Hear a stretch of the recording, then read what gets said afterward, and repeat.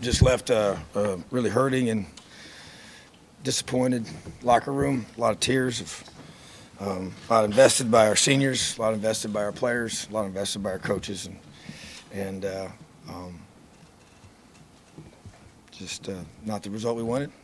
And but as I just told our men, young men, that if you've did everything in your power to prepare yourself to play your best during this week, and you played your heart out for 60 minutes, and you got nothing to be ashamed of. But if you didn't, you know that, and can't change the past.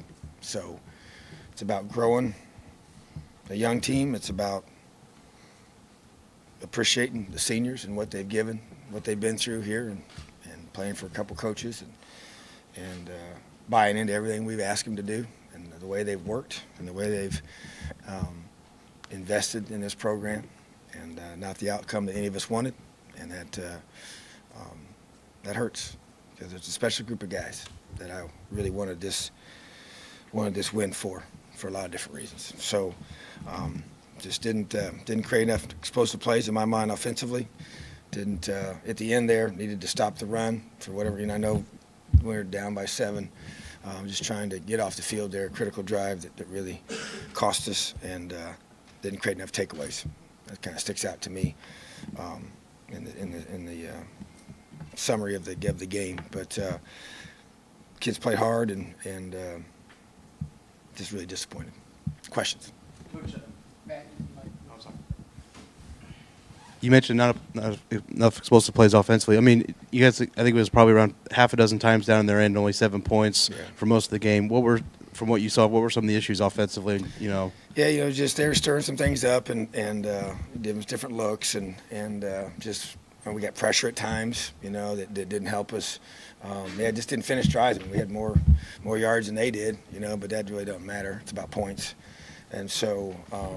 It's just a matter of finishing those drives, and being able to, keep our pocket clean and get the ball down the field and still continue to run the ball in that situation. Obviously, you have to always do that, but no, I just felt like that.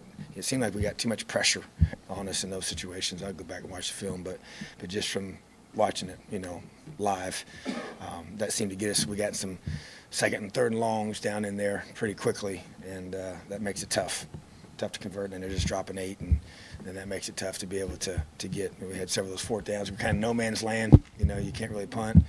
You can't. The field goal is into the wind there at the end. So it makes it tough, and already missed one into the wind. But I think more than anything, we just didn't get a clean pocket so we could get the ball thrown down the field. Sammy, then Zach. Coach, how would you grade your team's sense of urgency coming in today or during the game today? No, I felt like our kids were, they understood what was at stake, and we came out right out of the gate and got a stop and forced them to punt, and then wanted to see us go down and score. To me, get ourselves in front. I just feel like that to me, it's just about, I think when you go through, you just have as a team, and you see where you are. A lot of times in games like this, you get sometimes your weaknesses, get exposed a little bit, and inability to do certain things makes it hard. And I just felt like that we just didn't, we got to take the ball from them. We've got to get better at certain positions, got to grow, mature, got to execute better. I feel like those kind of things kind of showed up today, and not enough explosive plays on offense. They create touchdowns. That's what you got to have. You got to score touchdowns. And so, I think our guys worked hard this week. We had very focused practices and good energy, and we had a couple costly mistakes and penalties we had 6 total, but 2 that I thought were really very untimely and really hurt us. Zach and Mike.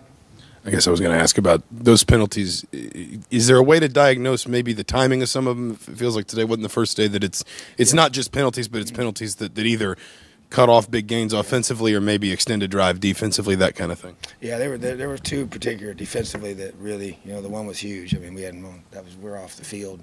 They're kicking a long field goal or going for it on 4th down, long ways to go, and gave them a first down on the roughing the passer. And to me, that was just, that's undisciplined. That you just can't beat. And then the other one with Devon Matthews was I was actually just shocked that he was the guy that got called for it. I didn't even know what he did, and just I guess a highly immature mistake. One of our best kids in terms of just doing everything we ask and the way he handles his business, and just that was a costly one to me. So it wasn't the number of them; it was the timing of them. And you're right, we've had them throughout the season. It seemed to be some critical times, and not be able to overcome those has been the problem. When they set you back offensively and you get behind the chains, or that high-low block was a really costly one, and field position-wise, and taking you back 15 yards. So not able to overcome those when they do occur. It's explosive plays and finishing drives. I mean, those were kind of consistent issues for you guys pretty much all year. How do you fix that? Is that personnel? Is that scheme? What has to happen to fix that? Go back and look at scheme, and we'll evaluate that in the off season. And then I think to me, you just continue to develop your down the field passing game with the quarterback position, making those throws, and the receivers getting open and contesting those balls and going and taking those shots and making those big plays, but yeah, to me it's about just continuing to work on our vertical down the field pass game with our quarterbacks. That's a big part of it. That's kind of my question. You guys have done that more as the season went on, but it seems like almost all your deep throws are outside the numbers. Is trying to get more kind of post patterns and more using the middle of the field for you the next step with the passing game? Yeah, there's no question. I think as you go back and you go through and evaluate it, you look and see, hey, what are the areas that we got to take advantage of now, to be able to create the one-on-one matchups that you're trying to get to, and be able to take advantage of the safeties, being involved in the run game, to be able to get the ball deep down the middle or on the perimeter, and to evaluate how we can do a better job of that, because that to me that's just such a huge part of, the turnover ratio, the explosive play ratio, those two things really to me, those determine your success on game day, that's the whole objective of what we're trying to do.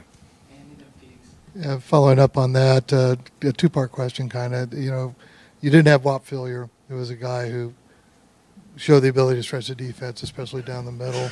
How much did that hurt? And today, Purdue scored 5 fewer points than its average, 440 yards, 28 points. Would you have taken that coming in? Well, I thought would it be enough to win. I did. I knew they were going to get some points. I mean, they were really explosive offense and have done it against about everybody, So I just, I would have thought that would be what we needed to do. But still, you got to get more than they do, and we didn't. So defensively, we had our chances to get some key stops and weren't able to step up and get those. It's just about, to me, growing the leadership of our team and guys that rise up and have that swag about them and have that confidence about them just to take games over. And we got to get to that point defensively and have guys step up in those roles and take games over as a defensive unit. And going to really work hard to develop that this offseason, because we got a lot of really, really talented young guys, but they got to grow and they got to mature. They got to be able to. To me, that's what happens when you get in games like this. You got to have somebody rise up and just be the guy that takes over verbally and physically and making plays and on the sideline and locker room, halftime, and instead of it always being the coaches. I just think that's just the next step we got to have. We got to grow that with our defensive side of football for sure, and then even as a team, And so, but I just think that yeah, we played a good football team that's been a very, very dangerous offense the entire season, and their issues were just not being able to. Sometimes just got outscored, So, but and that's why we felt like we could do that today, and it didn't happen. You alluded to overcoming your weaknesses. What are your most glaring weaknesses that you have to get over to get back to the 6-win up? I think, to me, first of all, up front defensively, we have to be able to be more disruptive, and do a better job of stopping the run within that core group of guys, and then being able to create pressure with that core group of guys, and so big body guys that can be firm in the interior and then win your gaps and then be able to create pressure. And although we did a good job getting some pressure today with those 3 and 4 guys we were rushing, I think to continue to grow a young secondary is critical. They got to continue. They got to play better throughout the season, and I think that we continue offensively. When you talk about the explosive play department, we got to be able to address that, and that's just continue to develop the guys we got. We went through and identified our top most explosive players on offense coming out of fall camp. Actually, probably about 3 weeks into fall camp, and the top 3 guys really didn't play most of the whole season, or if not at all. And so it's just really, you know, a guy like Wap, you know, even though he was, you know, hasn't been back here lately, but he got hurt against Michigan State and has really never been healthy since. And so really a huge part of our offense, and we just got to be able to continue to recruit to where if you lose a guy like that, it's not so devastating of a loss, you know. But right now, there's not a guy that's like him that takes the guy's place, you know. And so, and another guys in the running back room that do the things, and then obviously Stevie, you know, showed up and did some awesome things this year. So, but to me, it's continuing to develop that part of our game, and then also, you know, the run game has to just continue to grow and develop, you know, and that to me is a constant thing. And you get these, you know, this time of year, I know today weather was fine, but, you know, last couple of weeks it's been, you know, very, very cold, and you got to run the football, you know, continue to develop our offensive line and keep growing those guys and developing them and get strong and replacing the guys that graduated and move forward, you know. So, but I just think, to me, up front is a big deal, and then explosive plays on offense and our secondary ability to, you know, cover guys and eliminate. You know, guy number 4 today is a really difficult matchup, you know, so you can't double cover him every single snap. And when we didn't, he won some one-on-ones, and when we did double cover him, he was, you know, we could take him away, but then it obviously weakens other areas. But you know, it's just, you know, a couple times he was one-on-ones when he made his big plays, you know. So, but it was just a matter of continuing to, you know, another whole off season, another full spring, another full summer, another full fall camp to continue to grow our guys and develop them and keep getting the result that we want. You yourself have shown both the ability and willingness to kind of change your approach and shape yourself as a coach as based on what the team needs throughout the year. What changes? How does this year maybe shape you as a coach going forward? And have you thought maybe about putting defensive coordinator position on someone else and taking more of a head coaching job moving forward? Yeah, you know, I feel like that there's definitely something that I've been thinking about because of all the responsibilities that fall into this position.